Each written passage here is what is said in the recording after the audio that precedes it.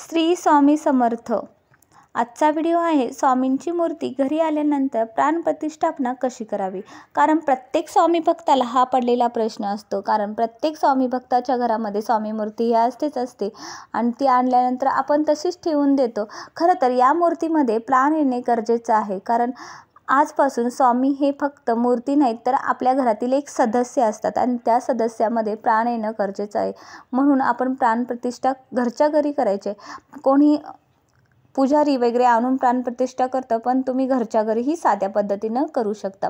कारण देव हा भक्तीचा भुकेला आहे. म्हणूनच प्राणप्रतिष्ठा करताना मनपूर्वक करा. आणि मी प्रथम गंगाजलाने स्वामींना अभिषेक घालून घेतला आणि त्यानंतर पंचामृताने अभिषेक घालायला सुरुवात केली. खरं तर ही पूजा माझे मिस्टरच करतायत आणि कारण त्यांना खूपच स्वामी भक्तीचं वेळ आहे, म्हणून त्यांनी सुरुवात केली होती की पंचामृतानं आणि गंगाजलानं अभिषेक घालायचा. प्रत्येक पूजेची सुरुवात ही अग्नीच्या साक्षीने करायची असते. म्हणून प्रथम दिवाही लावून घेतला, त्यानंतर धूपही लावून घेतलं आणि स्वामींच्या अभिषेकाला सुरुवात केली. स्वामींचा अभिषेक चालू असताना श्री स्वामी समर्थ, श्री स्वामी समर्थ, श्री स्वामी समर्थ असा नामघोषही चालू होता. ही दोन बाळेही आपल्या बाबांच्या पाठीमागं बसून श्री स्वामी समर्थ म्हणत हात जोडून बसली होती. एकदम शांत वातावरण होतं. कारण त्यांनाही कौतुक होतं की आपल्या घरी स्वामी बाबा नवीन आले आहेत आणि स्वामी बाबांचं हे कौतुक बघायला तीही उत्सुक होती. तर अशी छानशी आंघोळ घालून घेतली पंचामृताने आणि ते पाणी मी दुसऱ्या बाऊलमध्ये काढून घेतलं. कारण हेच पाणी मी पंचामृताचं प्रसाद म्हणूनही ग्रहण केलं होतं. कारण हे पाणी परत आपल्याला भेटणार नव्हतं. कारण स्वामींचा प्रथम अभिषेक सगळ्यांनी मनसोक्तपणे अनुभवला होता. आणि त्यानंतर स्वच्छ पाण्याने परत एकदा स्वामींना आंघोळ घालून घेतली आणि स्वामींना छानसं पुसूनही घेतलं. स्वामींना पंचामृताची आंघोळ झाल्यानंतर तुम्ही स्वच्छ पाण्याने आंघोळ घालून घ्या. कारण जे आपले पंचामृतामधले जे तेलकट पदार्थ असतात ते तसेच राहतात आणि ते लवकर निघत नाहीत. म्हणून स्वच्छ पाण्यानेही आंघोळ घालून घ्यावी. आणि हे सगळं करत असताना तुमच्या तोंडामध्ये श्री स्वामी समर्थ, श्री स्वामी समर्थ भक्तिभावानं म्हटलात बस झालं. दुसरं काही करायची गरज नाही, फक्त भक्ती महत्त्वाची. त्यानंतर आपल्या घरामध्ये चाफ्याचं फूल असेल तर ठीकच, कारण स्वामींना चाफ्याचं फूल खूप आवडतं. नसेल तर पिवळं फूल कोणतंही तुम्ही घ्या आणि मनोभावे स्वामींच्या डाव्या खांद्याच्या जवळ म्हणजे जिथं हृदय असतं तिथं ते फूल धरायचं, अंगठ्यानं दाबून धरायचं आणि श्री स्वामी समर्थ महाराज तुम्ही आजपासून आमच्या घरी आला आहात म्हणण्यापेक्षा तुम्ही तुमच्या घरी आला आहात आणि आजपासून आपण सर्व एकच आहोत, एक कुटुंब आहोत, एक सदस्य आहात आमच्या घरातले आणि तुमच्यामध्ये प्राण येऊ दे समर्थ महाराज, तुमच्यामध्ये प्राण येऊ दे. इतकंच तुम्ही 3 वेळा म्हणायचं आहे आणि त्यानंतर श्री स्वामी समर्थ, श्री स्वामी समर्थ म्हणण्याचा नामघोष सतत चालू ठेवायचा आहे. आणि ते जे फूल आहे ते तुम्ही स्वामींच्या चरणाशी किंवा डाव्या हाताशी ठेवू शकता. कारण हे फूल आपण प्राणप्रतिष्ठापना करण्यासाठी आणलं होतं. आणि त्यानंतर तुम्ही जर बघाल तर पहिली मूर्ती आणि त्यानंतर प्राणप्रतिष्ठा केल्यानंतरची मूर्ती यामध्ये कितीतरी पटीनं फरक असतो. कारण मूर्तीचं तेज हे वेगळंच असतं, कारण त्यामध्ये प्राण अवतरलेला असतो. खरं तर ही पूजा झाल्यानंतर आमच्याकडे पद्धत आहे की पान आणि विडा द्यायची.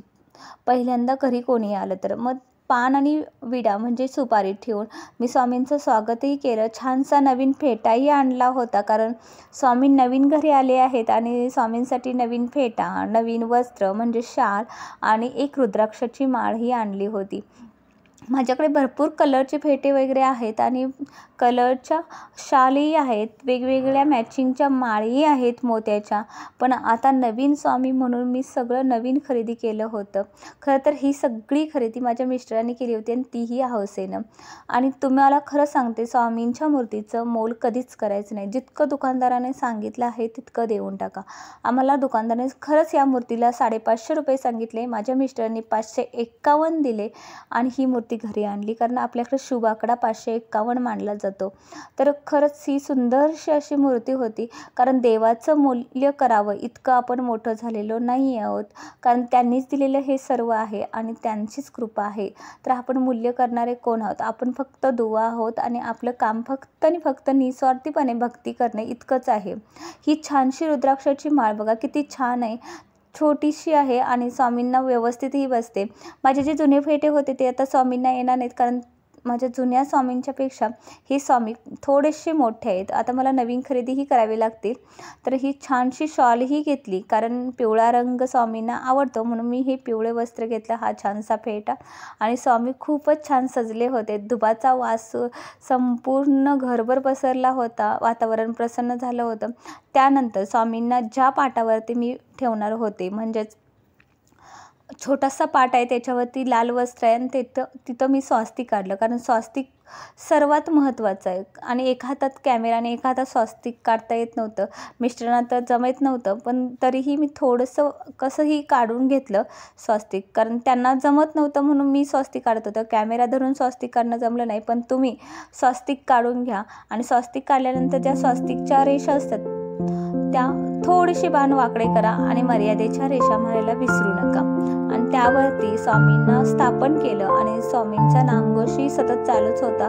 हे सर्व करत असताना तोंड मात्र स्वामीनामातच गुंग होतं आणि छानसं स्वामींचा अभिषेक केला. त्यानंतर स्वामींना खिचडी भात आणि सोजी शिरा असं नैवेद्यही दाखवला, कारण स्वामींना आज घरी आले तर गोड काहीतरी हवंच. त्यानंतर हे छानसं स्वास्तिक तयार होतं आहे, पण छोटा पाट आहे आणि स्वास्तिक करायलाही अडचण येत होती.